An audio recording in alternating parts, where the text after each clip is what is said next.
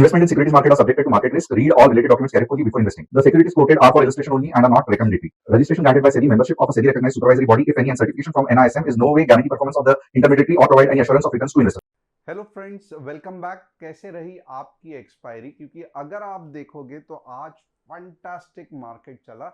यहाँ पे आप कल के लेवल्स देख सकते हो और आप देख सकते हो सबसे पहले मार्केट ने कितना क्लियर कट डायरेक्शन दिया कि आज दिन भर में मुझे नीचे ही जाना है। तो ये चीज होता है जब आप ये चैनल पे आते हो, लेवल्स देखते हो, जब लेवल्स ट्रिगर होती है आपको समझ में आता है आज पूरे दिन मुझे शॉर्ट साइड ही रहना है, लॉन्ग साइड पे अगर मैं करूंगा तो दिक्कत आ सकती है। और कुछ इस तरीके से आप देखोगे तो आपका टारगेट 1 और लगभग लगभग आपका टारगेट 2 अचीव हो जाता है। तो आज आपकी एक्सपायरी कैसे रही मुझे कमेंट करके बताना, क्योंकि इतने में ही हमने हमारा गाइडेंस नहीं ये किया है। अब क्योंकि ऐप आ गया है और मुझे मालूम है कि आप सभी लोग बहुत ज़्यादा अच्छा रिस्पॉन्स ऐप के लिए दे रहे हो, तो हमने गाइडेंस जो है वो इंट्राडे में भी ऐप पे बताया था। अब ये अगर आप गाइडेंस देखोगे ना तो यहाँ पे आप सभी लोग जो ऐप देख रहे हो, ऐप के कम्युनिटी ज्वाइन कर रहे हो, कमोडिटीज देख रहे हो, इक्विटी ऑप्शंस देख रहे हो, निफ्टी देख रहे हो, ये अगर आप देखोगे तो बहुत पहले यानी कि मार्केट के मिड मार्केट में ही हमने अपडेट दिया था कि ये मार्केट पहले ऊपर जाएगा। पहले जब भी स्टार्ट में हमारा एस्टिमेट था तब 26 के की लेवल थी, बट जिस तरीके से यहाँ पे कंसोलिडेशन हुआ तो समझ में आया कि 26 के थोड़ा सा मुश्किल लग रहा है। हमने अपनी लेवल्स अपडेट कर दी। ये वाला ट्रेड बहुत बढ़िया कैच किया। यहाँ पे कंसोलिडेशन था, हम रुक गए और ये जो सुपर डुपर मूव थी ये भी हमने कैच की। तो आप एग्जैक्टली देख सकते हो कि इंट्राडे में अगर आप ऐप इंस्टॉल करते हो तो आपको कितना ज़्यादा फायदा होता है और कैसे आप अपने ट्रेड्स प्लान कर सकते हैं। तो आप पूछोगे ये आपको कहाँ पे मिलेगा, तो बहुत सिंपल है। डिस्क्रिप्शन में जो लिंक दी है उसे आप क्लिक कर सकते हो। यहाँ पे आपको अपना नाम भरना है, यहाँ पे आपको अपना फ़ोन नंबर भरना है और यहाँ पे आप ऐप इंस्टॉल का लिंक मिलेगा। अब आईफोन के लिए हो क्या गया है कि कम से कम 7 या 8 बार आईफोन ने रिजेक्ट कर दिया है, क्योंकि आईफोन के नॉर्म्स थोड़े से स्ट्रिक्ट है। उनको हर एक जो ऐप की फ्रेम्स है उस पर उनको दिक्कत है, तो वहाँ पे हम सॉल्व कर रहे हैं। मोस्टली लेटेस्ट बाय लेटेस्ट मुझे लगता है एक 5-6 दिन में हो जाएगा। और आईओएस वालों को मुझे मालूम है, एप्पल्स वालों को बहुत बेसब्री से इंतज़ार है ऐप के बारे में, तो आपको भी ऐप बहुत जल्द से जल्द मिलने वाला है। अब ये तो रही आज की एक्सपायरी। मुझे कमेंट करके बताना कि क्या आप जो जो लोग ऐप में देख रहे थे, जो एनालिसिस कर रहे थे, क्या उनको सब चीज़ से फ़ायदा हुआ कि नहीं हुआ। अब top news of the day क्या है, तो यहाँ पे आप देखोगे ना तो हमारे लिए एक बहुत अच्छी खबर है कि SEBI new commodity derivative rules game changer और उसकी रिस्की मूव। आपको मालूम है एग्रो कमोडिटीज पहले बहुत ज्यादा चलती थी, बीच में बंद कर दी थी। अब वापस यहाँ पे देखोगे कि lifting agri commodity derivatives ban signalling bullish momentum for exchanges like MCX. अब होता क्या था एग्री कमोडिटी में, आप हैरान हो जाओगे क्योंकि पूरी गड़बड़ गड़बड़ होती थी। क्यूमिन सीड, कॉटन, कपास, एक डायरेक्शन में जो चल जाता था आप हैरान हो जाओगे। बहुत ज़्यादा लोग पैसे कमा भी लिए और बहुत सारे लोग कंगाल भी हो गए। तो बट जिनको टेक्निकल एनालिसिस आता है ना तो वो बहुत बढ़िया कैच कर सकते हो। जैसे आप देखोगे तो नेचुरल गैस, हम जब भी 2-3 दिन पहले बुलिश थे, अब नेचुरल गैस नीचे आ गया, बेरिश बेरिश बेरिश है। तो ज़्यादा आपको दिक्कत नहीं आती है कमोडिटी में ट्रेंड कैप्चर करने के लिए। सिल्वर बुलिश बुलिश बुलिश, अब थोड़ा सा कंसोलिडेट हो रहा है।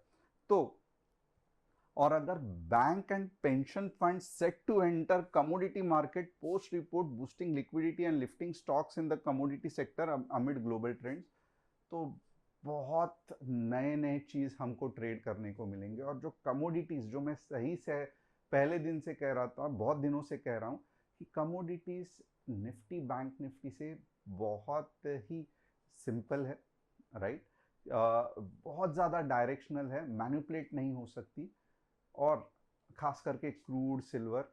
और होता क्या है कि सबसे बेनिफिट आपको है जो जॉब करते हैं, क्योंकि शाम को आप आके भी कमोडिटी ट्रेड कर सकते हैं, आराम से 12 बजे तक मार्केट चलता है। तो कमोडिटीज आप कितने लोग करते हैं मुझे कमेंट करके बताना। डॉलर जो हिट हो रहा है, रूपी वीक हो रहा है, इससे हो क्या रहा है? तो इससे दो चीज़ हो रही है। फार्मा स्टॉक्स और आईटी स्टॉक्स खुश हो रहे हैं, ऊपर जा रहे हैं, क्योंकि पैसा जो है वो डॉलर टर्म्स में आ रहा है, बहुत ज़्यादा रुपीस मिल रहे हैं। बट कुछ कुछ सेक्टर्स जो है वो सीरियसली अफेक्ट हो रहे हैं।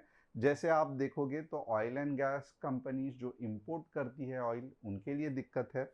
बाद में अगर आप देखोगे तो कैपिटल गुड्स, ये सब चीज़ों को भी, कंज्यूमर ड्यूरेबल्स जो कुछ चीज़ इंपोर्ट करते हैं, उनके लिए दिक्कत है। तो यहाँ पे आप देखोगे तो अब weaker rupee and continued FII sellings are dragging market heavyweights. अब दूसरा चीज़ क्या है कि एफआईआईज भी डर जाते हैं यार। जितना भी पैसा मैं इंडियन मार्केट में लेके आता हूँ, डॉलर अप्रिशिएट होता है, रूपी डिप्रिशिएट होता है। इससे होता क्या है कि जो भी मैंने 5-10% या 15%, एक तो पहले निफ्टी करती नहीं है कुछ काम, और जो भी मैंने कमाया है वो निकल जा रहा है। तो इस कारण होता क्या है कि एफआईआईज बिल्कुल भी खुश नहीं है, और हर दिन वो चाहते हैं सेलिंग करना, and at the same time कभी कभी मज़े मज़े में भी मार्केट नीचे जा रहा है, चलो शॉर्ट करो, पैसा कमाओ, इसमें भी एफआईआईज बहुत ज़्यादा इंटरेस्टेड है। तो इस वजह से अगर आप देखोगे तो मार्केट में वीकनेस आपको दिखेगा। और मैं बहुत दिनों से आपको कह रहा हूँ, यस, पहले मैं सोच रहा था कि अब भी 26,500 और 27,000 आएगा, बट जब से डॉलर में वीकनेस दिखाई देने लगा, ट्रेंड में दिखाई देने लगा क्लियरली कि मार्केट ये सस्टेन नहीं कर रहा है, तब से आप देखोगे तो मैं इतना ज़्यादा नहीं बात कर रहा हूँ कि बड़े बड़े फिगर्स के। मैं यही कह रहा हूँ कि हमें अभी भी मार्केट ज़रूर ऊपर जाएगा, बट पहले उसको थोड़ा सा और नीचे के लोअर लेवल्स देखने पड़ेंगे, और फिर ऊपर चला जाएगा। तो ये रहा डॉलर की चीज़। 3 स्टॉक्स जिसका हम एनालिसिस आज करने वाले हैं। आप अगर चाहते हो कि आपके स्टॉक्स का मैं एनालिसिस करूं तो कमेंट करना। M&M फाइनेंस, BPCL और लार्सन एंड टूब्रो। थोड़ा सा देखेंगे आज कल मीन्स कल के लिए FII DIS की एक्टिविटी क्या थी, आप खुद देख सकते हो। DIS ने बाय तो किया, बट ज़्यादा बाय नहीं किया। FIIs ने बहुत ज़्यादा सेल किया, बट ओवरऑल मार्केट 0.08 था। आज हमें देखना है कि कितना ज़्यादा सेलिंग हुई है FII से। और ये जो ओपन इंटरेस्ट है, फिलहाल तो आप खुद देख सकते हो, इतना ज़्यादा उसका वैल्यू नहीं है। मार्केट ये रेंज में है 25,900 से लेके 25,850। क्योंकि आज की एक्सपायरी जो थी, तो बट इससे अगर आप देखोगे तो इतना ज़्यादा अंदाज़ा नहीं लगा सकते। हम ये जो अगले बार देखेंगे तो अगले हफ्ते का यहाँ पे ओपन इंटरेस्ट देखेंगे, फिर हमें पता चलेगा कि कैसे रिएक्ट कर रहा है। अब 3 चीज़ जो मैं हमेशा कहता हूँ। सबसे पहले अभी मैं मार्केट स्ट्रक्चर का एनालिसिस करने वाला हूँ, जहाँ से आपको पता चलेगा क्यों और कैसे मार्केट बेरिश है, नीचे जा सकता है। सेकंड, मैं लेवल्स बताऊंगा। व्यू मायने नहीं रखता है, लेवल्स मायने रखती है। अगर नीचे के लेवल्स एक्टिवेट होते हैं, 15 मिनट्स रेड कैंडल बनती है, आपको पुट के बारे में सोचना है। भले मैं कहूँ मार्केट नीचे जा रहा है, बट कल धड़ांग करके मार्केट गैप अप हुआ, 15 मिनट्स ग्रीन कैंडल बन गई, तो आपको बुलिश जाना है। मेरा बेरिश का व्यू बिल्कुल भी मायने नहीं रखता। उसके साथ money management, trail stop loss बहुत ज़्यादा इंपॉर्टेंट है। अब यहाँ पे थोड़ा सा ये मार्केट स्ट्रक्चर स्टडी करते हैं, ये क्या है। तो मुझे ज़्यादा बताने की ज़रूरत नहीं है। ये जो है आप देखोगे, ये धीरे धीरे यहाँ पे अगर आप देखोगे, ये वो पॉइंट था जहाँ पे मैं बहुत ज़्यादा बुलिश था मार्केट के लिए। क्यों? क्योंकि ऐसे लग रहा था कि ब्रेकआउट हो जाएगा और सस्टेन होके ऊपर भी जाएगा। बट अगर आप देखोगे जिस तरीके से मार्केट ने उसके बाद नीचे का मुंह दे दिया है, तो फिलहाल मैं बिल्कुल भी बुलिश नहीं हूँ मार्केट के बारे में। And at the same time वापस मैं एक बार कहना चाहता हूँ कि ऐसा नहीं है मार्केट ऊपर नहीं जाएगा, बट जो स्ट्रेंथ चाहिए मार्केट को ऊपर जाने के लिए वो उसको नीचे के लेवल से ही मिलेगी। और मार्केट वो जो स्ट्रेंथ है, वो जो बाइंग जोन्स है, जो वैल्यू जोन्स है नीचे के लेवल पे, वो ढूंढ रहा है। और मुझे लगता है मार्केट की तलाश अभी तक खत्म नहीं हुई है। अब सबसे पहले 26,200 जो लगभग आने के चांसेस जीरो है, राइट। उसके बाद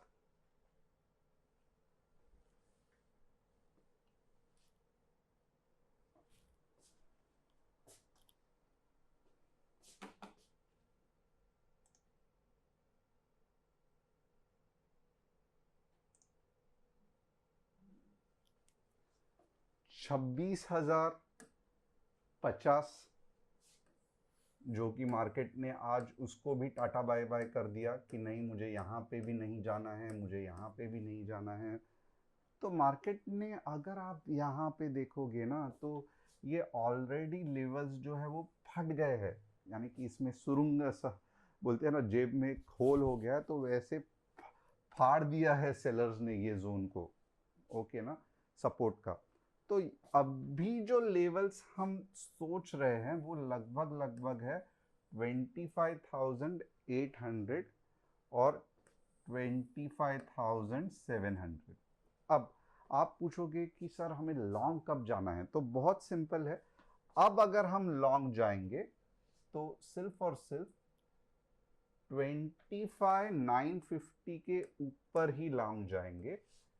25,950 के बाद 15 मिनट्स ग्रीन कैंडल क्लोजिंग, पहला टारगेट होगा 26 के और दूसरा टारगेट होगा 26,100।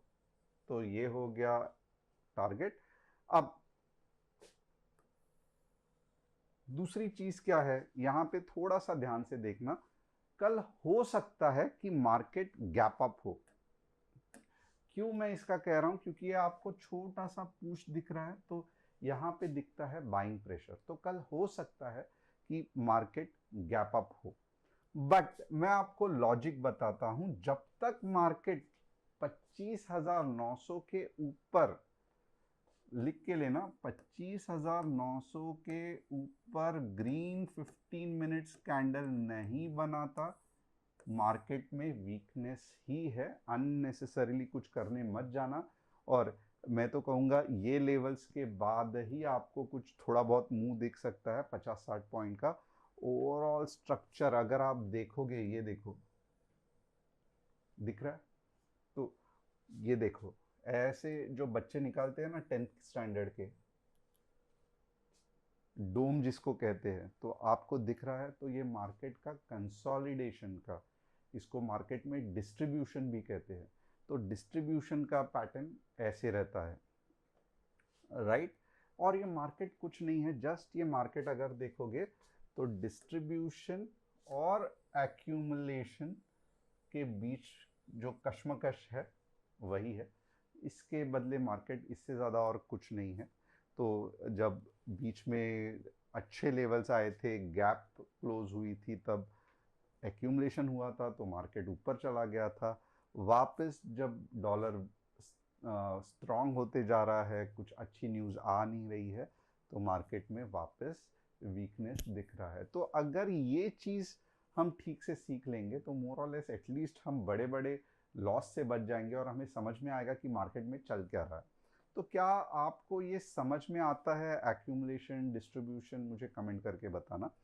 और अब रही नीचे के लेवल्स, ओके। तो नीचे के लेवल्स जैसे मैंने कहा 25,900 15 मिनट्स ग्रीन कैंडल क्लोजिंग तक कुछ भी मार्केट ऊपर जाने वाला नहीं है, गैप अप हो सकता है।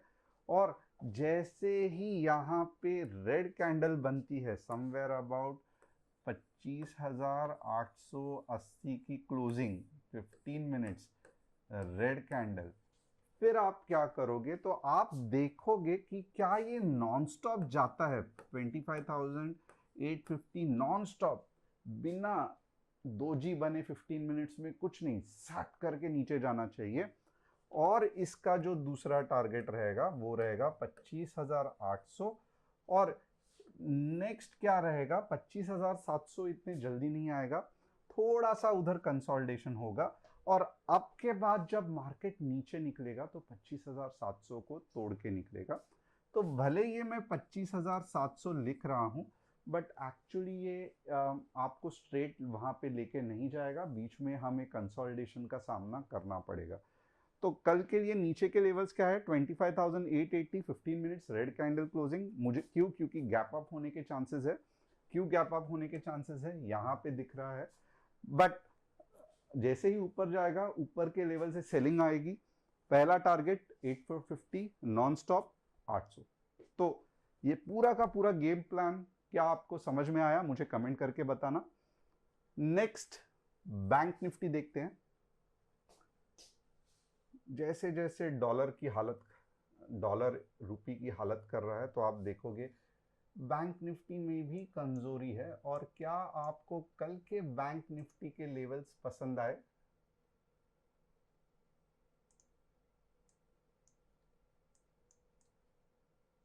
क्योंकि अच्छे खासे कल के जो लेवल्स दिए थे, तो जो बैंक निफ्टी करते हैं आप मुझे कल के लिए बता देना। अब 58,900 के नीचे 150 पॉइंट और 59,200 के ऊपर 100 पॉइंट्स। तो ये रहा बैंक निफ्टी का प्लान। थोड़ा सा सेंसेक्स देख लेते हैं, क्योंकि आप सभी को सेंसेक्स के लेवल चाहिए रहेंगे। तो यहाँ पे अगर आप देखोगे ना, सेंसेक्स वापस किसने तो भी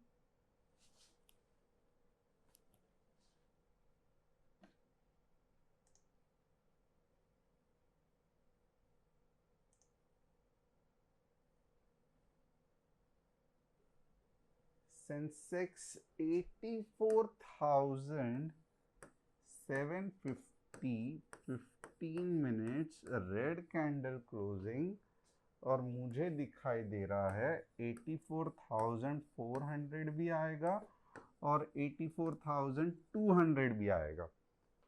दूसरा कौन सा पार्ट है? तो दूसरा अगर आप देखोगे, मैं लॉन्ग के बारे में कब सोचूंगा, तो मैं लॉन्ग के बारे में लगभग नहीं सोचूंगा, बट स्टिल मुझे अगर सोचना ही है तो मैं 85K के ऊपर ऑलमोस्ट 100 पॉइंट्स के लिए ट्राई करूंगा। और स्टॉप लॉस आप सभी को मालूम है कि जो कैंडल कटती है नीचे जाती है उसके ऊपर आप स्टॉप लॉस लगा सकते हो, वो आपका स्टॉप लॉस होगा। आप खुद जानते हो कि बिना स्टॉप लॉस हमें बिल्कुल भी स्टॉक मार्केट पे काम नहीं करना है। भले 10 बार आपका स्टॉप लॉस हिट हो जाने दो, बट बिना स्टॉप लॉस के हम कोई भी मार्केट में काम नहीं करेंगे। अब 3 स्टॉक्स जिसका analysis, M&M finance fantastic, but क्या ये मूव सस्टेन होगी, तो ये देखना पड़ेगा। अगर 100 तक आ गया तो खलास हो गया, फिर वापस मीन्स कंसोलिडेशन होगा। तो M&M फाइनेंस, क्या ये सही समय है M&M फाइनेंस का लेने का? बिल्कुल भी नहीं। अब अगर M&M फाइनेंस लेना है तो मैं कुछ ऊपर के लेवल्स पे M&M फाइनेंस लूंगा। BPCL ट्राई कर रहा है बट वीकनेस है, तो मैं यही कहूँगा कि फिलहाल BPCL में कुछ स्टंट मत करना, क्योंकि ओवरऑल जो पैटर्न बना है वो वीकनेस का है। BPCL को डेफिनेटली नीचे आना है और फिर ऊपर जाना है। LNT का भी सेम चीज़ है, वीकनेस है, अभी तक कुछ भी सही नहीं है। जब ऊपर जाएगा तब ये करेंगे। ऑफकोर्स बहुत ऊपर गया है, बट क्या लाइफ टाइम हाई या ओवरऑल हाई सस्टेन करेगा, ये जानना बहुत ज़रूरी है। तो बस आज के लिए इतना ही। आपको कैसे लगे आज का जो हमारा एक्सपायरी स्पेशल था, मुझे कमेंट करके बताना। ऐप इंस्टॉल करना मत भूलना, बहुत इंपॉर्टेंट है। And see you tomorrow with other exciting trades.